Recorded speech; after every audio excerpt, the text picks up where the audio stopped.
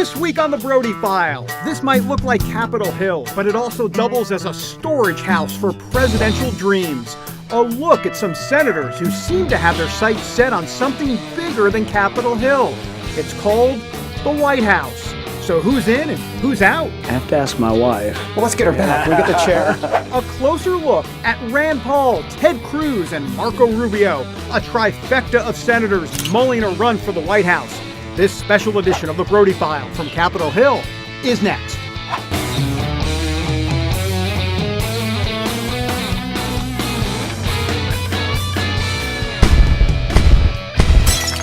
The U.S. Capitol and all its majestic beauty, it sits here, and so do the hopes and dreams of a few senators thinking about changing their title from senator to President of the United States. Well, welcome everybody to a special edition of the Brody File. For the next half hour, we're going to give you a closer look at 3 U.S. senators who are thinking about running for the presidency in 2016. You know, over the past year, I had a chance to get up close and personal with these presidential hopefuls. Who are we talking about here? Well, Rand Paul from Kentucky, Ted Cruz from Texas, and Marco Rubio from Florida, all of them positioning themselves a bit differently if they do decide to take that presidential plunge. All right, well, look, we begin today with Rand Paul. We have spent a lot of time with the senator and his family. We traveled down to his home in Bowling Green, Kentucky. He gave us a tour, gave us dinner. All right, he didn't give us dinner, but he gave us a look at his surroundings, and we take a look at the guy who is definitely shaking up the Republican Party. Do you see any movement in the nest? Rand Paul is keeping an eye on the bald eagles near his home in Kentucky, but the eyes of the nation are on him. I will speak until I can no longer speak. Last month's historic 13-hour filibuster on the Senate floor about the president's policy on drones got everybody's attention, even his son. I was at lunch and I was on Twitter on my phone and I saw something about it and wasn't really that surprised. You're like, what's Dad up to? Yeah. But nobody should have been surprised by the senator's ability to filibuster, especially on the subject of drone attacks. My wife will tell you I can drone on and on and on. He's also droning on about the current state of the Republican Party. The GOP of old has grown stale and moss-covered. I think Rand Paul has an attitude that we haven't seen in Washington for a very, very long time. Rand Paul can't be put in a tiny little box. For example, he differs from the traditional GOP position on war. Part of Republicans' problems, and frankly, to tell you the truth, some in the evangelical Christian movement, I think have appeared too eager for war. But on financial matters, Paul takes a solid conservative line against Washington's huge budget deficits and overspending. When people come to me, they say, well, you sound like you're against all government. And I say, well, no, I'm for $2.6 trillion worth of government. That's a lot of government. That's what comes in. I'm for spending what comes in and not borrowing. And another layer. Paul mixes his libertarian views with his Christian faith, like on marriage. Marriage has always been a state issue. I think if you make it a federal issue, we're going to lose every state then, because I think the push is going in the opposite direction in many states. But unlike some libertarians, Paul is not for the legalization of drugs, though he does believe that some drug sentences are too harsh. He is firmly pro-life and supports prayer in local schools. And I think people do misinterpret the First Amendment. They think the First Amendment was somehow to say that your local school would never have a prayer in it, and I think that's wrong. Paul is a deep thinker, his politics influenced by Austrian free market economist Friedrich von Hayek and Ayn Rand, who is considered anti-God. But ultimately, his libertarian conservative views filter through a biblical lens. He became a Christian when he was a teenager. Yes, I do have a personal relationship with Jesus Christ. But he tells me that much like his father, he doesn't wear it on his sleeve. Mine has never been one that I felt like it was going to be my role to convert people. But that doesn't mean he shies away from speaking boldly about the spiritual condition of America. It needs a resurgence through churches, through revivals, through a spiritual cleansing of the people. It's not a politician that's going to save the country. You know, it's not any preacher who's going to save the country. It's people finding salvation. But people need to realize that that's not in politics. His wife Kelly is like-minded. The Pauls are regular members of their Methodist church, and she relies deeply on her faith. Anything can happen any day, any moment. You can lose everything except for your soul and your relationship with God. It is the only permanent thing. Being a U.S. Senator may not be a permanent thing for Rand Paul. He'll be in New Hampshire and Iowa in the next couple months, fueling speculation that a presidential run is just around the corner. What are some of the thoughts going through your mind in terms of how you're going to arrive at that process or at that decision? I have to ask my wife. Well, let's get her back. Can we get the chair? So we did. What does the cautious-minded Kelly Paul think? I mean, if I were spinning out, imagining what we're going to be doing exactly 2 years from now, I think I would probably not be on board. Good to see you. So for now, Rand Paul is content to just cruise through the McDonald's drive-thru and hit the road around America, preaching his Tea Party message to anyone who will listen. Because at his core, he's just an eye doctor from Bowling Green who thinks he just may have the right prescription for America.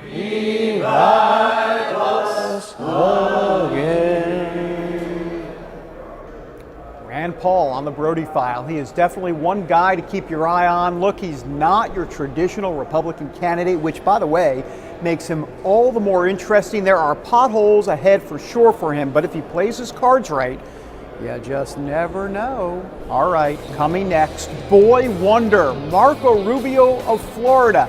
Is he the next Ronald Reagan? Back in a moment. And we're back here on the Brody File, looking at the White House here in Washington. Democrats love what's inside. Conservatives think there's a big stench coming from inside, but hey, it's Washington, and that's what we do here, don't we? Hey, look, this week we are profiling certain senators inside the Capitol here, and they're all thinking about running for president. So next up, Marco Rubio, the senator from Florida, has a lot going for him. Look, he's young, he's extremely articulate, he likes the Brody File. Out of all of the Republicans, he might just be the best in simply explaining conservative principles. Now, part of the problem for Rubio has to do with the I word, immigration reform. I guess that would be the IR word. Anyhow, look, he stuck his neck out on this issue. He's trying to lead.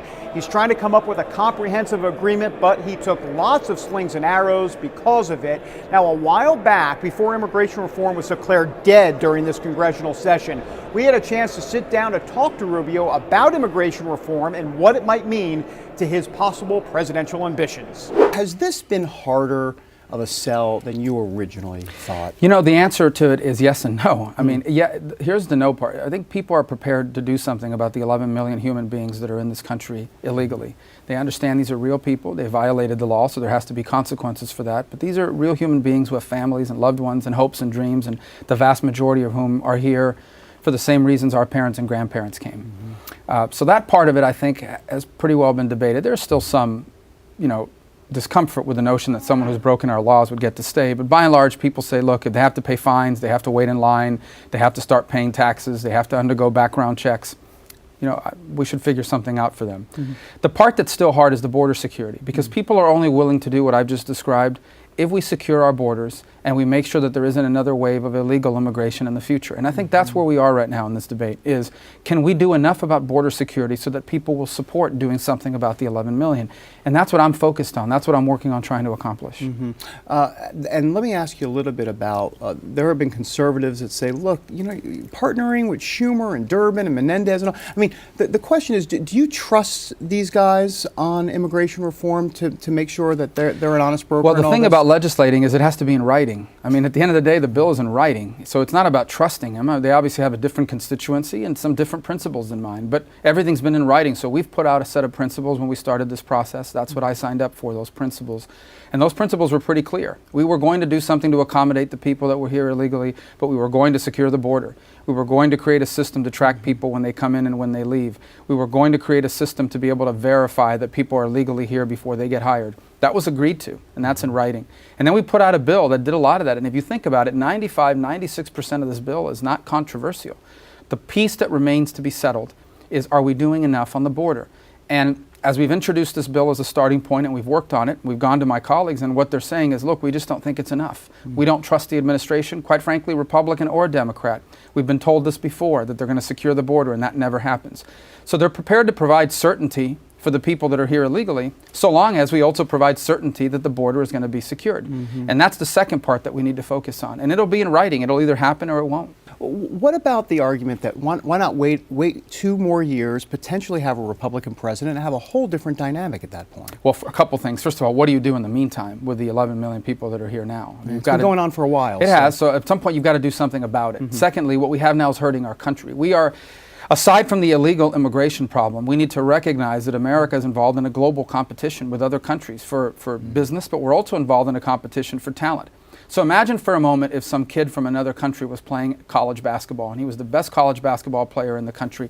There's no way in the world that we're ever going to let him leave. We're going to make him play in the NBA. We're not going to let him go play in an Italian league or some other league. Why would we do the same for our economy, for a top flight physicist, for a top flight scientist? Instead what's happening often is we are educating some of the world's brightest people. They're going to school here. They fall in love with America. They want to stay here. There are American businesses that want to hire them. But there's no way for them to stay, and they have to leave. That makes absolutely no sense. We can't leave that in place. We also have a broken border system. People say border crossings have declined because the economy isn't bad. If our economy, God willing, begins to recover, the same porous border is still in place. You're going to have another wave of illegal immigration. And then 2 years from now, we're going to be talking about 13 or 15 million people, not just 11. So that's why we can't wait. We've got to deal with this now. We see a problem. It's hurting America. We think we can solve it in a responsible way. We have an obligation to try. I get it. I know that you're principled, and I know you're serious about this issue. But what about, look, let me just bring it up. What about the political ramifications of this? If this thing goes down in flames and the conservatives start to turn against you if you decide to go further in your political aspirations, I mean, look, that's somewhat, if not a calculation on your part, it's a political reality of what could potentially happen. Well, the day I start making decisions around here with the mind towards what other office I want to run for, I'll no longer be very effective. The bottom line is that I ran for the United States Senate to make a difference, to serve, to be able to look back 20 years from now and tell my kids, yes, I was gone a lot, but this is why. These are the things I was able to accomplish in the hopes of leaving you a better country. I also, quite frankly, look to my faith in that regard. My faith teaches me that, all of us have been given opportunities in our life. They're blessings, and I've been blessed to be here and to do this. So my job is to honor that in the best way possible, to look at issues that I think I can make a big difference on and do the best I can. And then, God has a plan for all of us. Whatever God's plan is fine. Whatever's going to happen on this issue, whatever's going to happen with me is what God's already planned for me. My job is just to be obedient and have faith in that regard. And that's really something like everybody else, I struggle with that because the human side of us wants us to think about the here and now.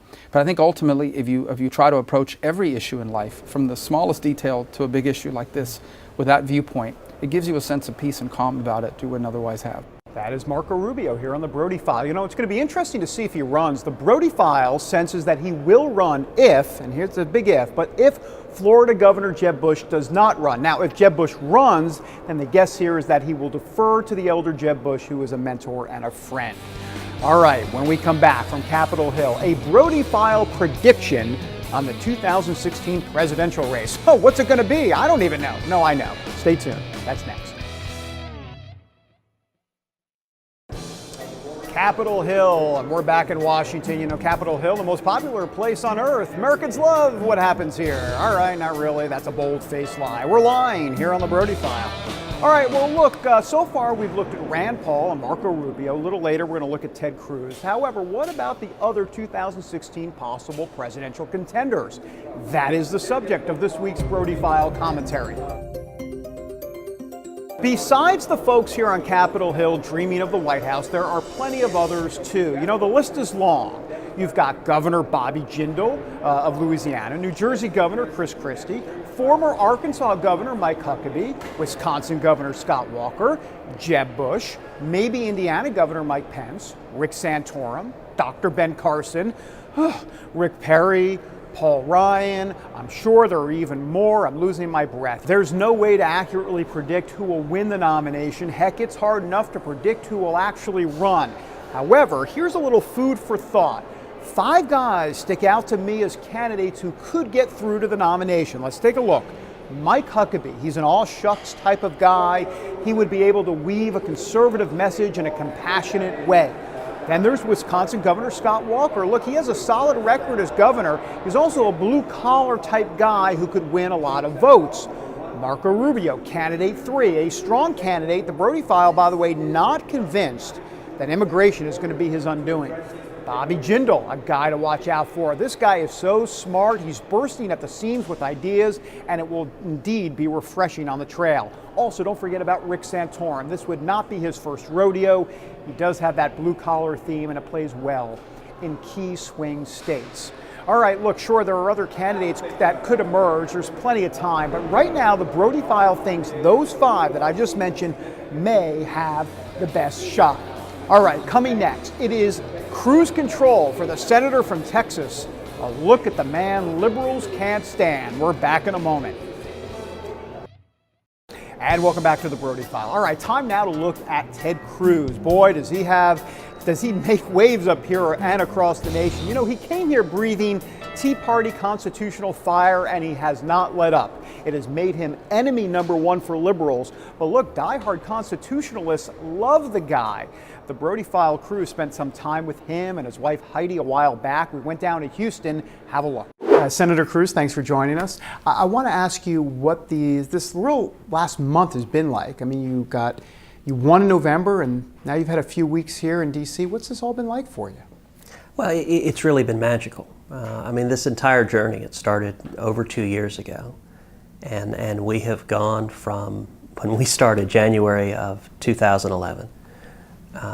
We were literally at 2% in the polls. And as I've often joked, the margin of error was 3%. Nobody gave us a prayer.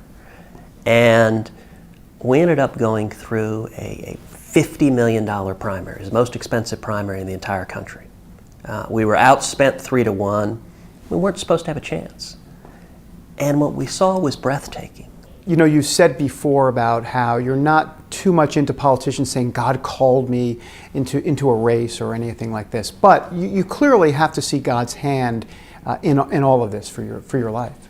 No doubt, but I think that's ultimately, I'd rather that be demonstrated by its fruit than necessarily me proclaiming that to others. I think anyone in politics, you've got a special obligation to avoid being a Pharisee, to avoid ostentatiously wrapping yourself in your faith. Because I think in politics, it's too easy for that to become a crutch, for that to be politically useful. And I think ultimately, that undermines the message. I think you should live your life consistent with your faith, consistent with your principles, and let your actions speak for themselves, and let your walk speak for itself. You know, you've talked about your Baptist faith, so what has that been like? Because this has been quite a process for you to become a Baptist, if you will. What's that been like? I am Cuban, Irish, and Italian, and yet somehow I ended up Southern Baptist. Baptists talk about a personal relationship with God. What does that mean to you? Well, I mean, I think it is exactly that. I mean, it is, at the end of the day, faith is not organized religion. It's not going to a church. It is a personal relationship with Jesus Christ as your Lord and Savior. And that is, that relationship gives one a strength, a confidence, not just in salvation ultimately, but day to day as you go through the slings and arrows of daily life. So what do you make of all of this mainstream media attention that you've been getting? I mean, you see the headlines. Some are a little different on MSNBC or maybe Fox, but look, they're calling you a GOP rock star. You know, I try to pay very little attention to the media. It is, as you know, a fickle creature. They can say anything today, and tomorrow it can change dramatically. And so I just try to laugh it all off and not worry about it. At the end of the day, my focus is on trying to make a difference for the principles that make this country strong, for the principles of free markets, for the principles of the Constitution, for the principles that have made this country a land of such incredible opportunity. So with all of that media attention that you're receiving, some of those articles have to do with Ted Cruz running for president in 2016. It could happen. This is what they're saying. When you read those articles, what goes through your mind? You know, I try not to pay attention to it. There are big challenges facing this country. I mean, we're going broke. Our national debt is larger than the size of our economy. And millions of Americans are, for very good reason, concerned for the future of our country. Ted Cruz definitely showing signs of running. You know, he's visited Iowa numerous times. He's playing up the religious freedom issue, which is something near and dear to the hearts of evangelicals, which of course are a huge voting bloc in the GOP primaries. Look, he has got potential for sure, but he also has a media filled with liberals that are gunning for him. All right, when we come back from Capitol Hill, our oy vey moment of the week, it's going to make me cry. Wait till back in a moment.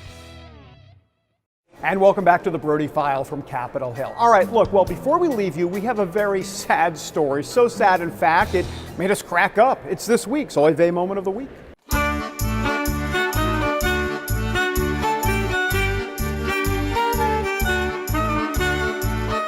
Politicians up here on the Hill do some stupid stuff, and sure, we get apologies from some of them, but how about what happened in Japan?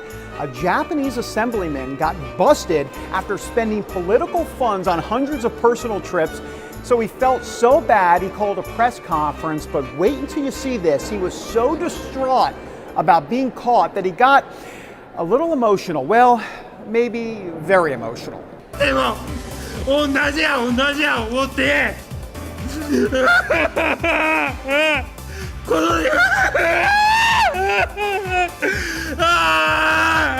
この世の中を変えたい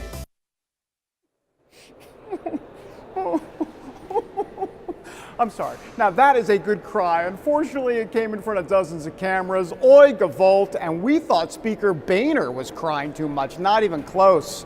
That does it for this week. Until next time, everybody, God bless. Have a great week. Have a good cry.